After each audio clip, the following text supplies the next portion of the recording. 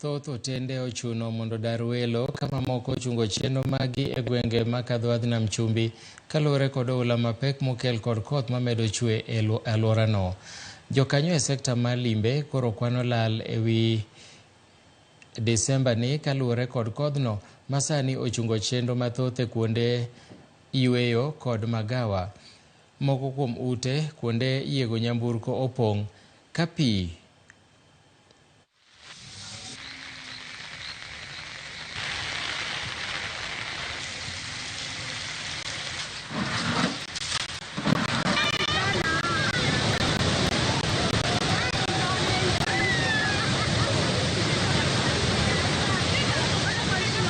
Pasa hii hoteli watu wote wamehama sababu ya mafuriko.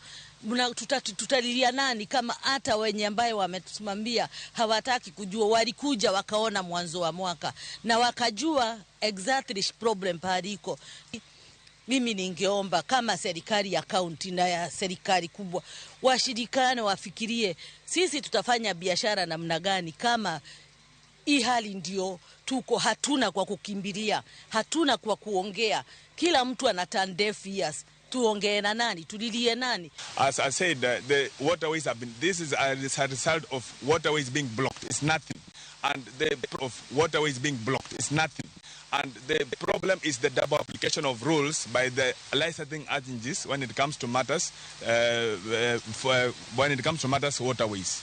So what we are asking is simply the government should wake up, apply the rules and regulations as required without favor, so that every other investor will feel safe. Otherwise, already some of the facilities have closed down. Some of the clients have been evacuated due to the risk that is being caused by the El Nino as the waters are coming into their facilities.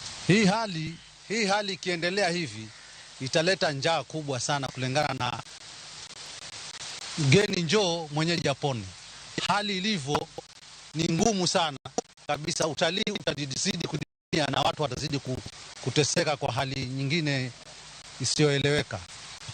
Kulingana na hali ilivyo sasa, mvua inanyesha, imefunga vitega uchumi vyote. Manake wananchi wengi ambao saa hii wanategemea wanaishi ni watu wa kujianika ndio wapate riski za kila siku. Sasa hali iliyoko saa hii ni hali ya kusikitisha. Alex Ayata